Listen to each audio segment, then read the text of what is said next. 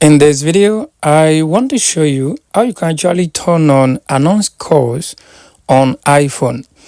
To turn on announce calls on your iPhone device, it's very simple and very basic to do. The first thing you want to do, you want to go to settings on your device. So let's go to settings. So once you tap on settings, it will take you to this page. On this page, I want you to scroll down and look for Siri. So tap on Siri.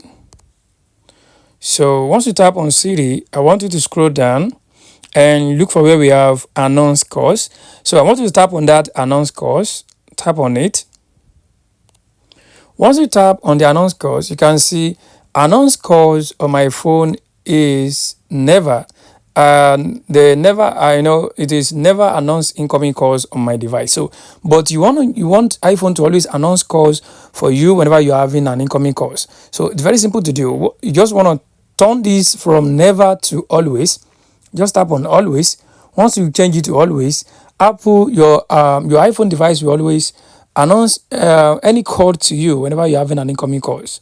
So guys, this is how you can actually turn on announce incoming calls on your iPhone device. Thanks for watching.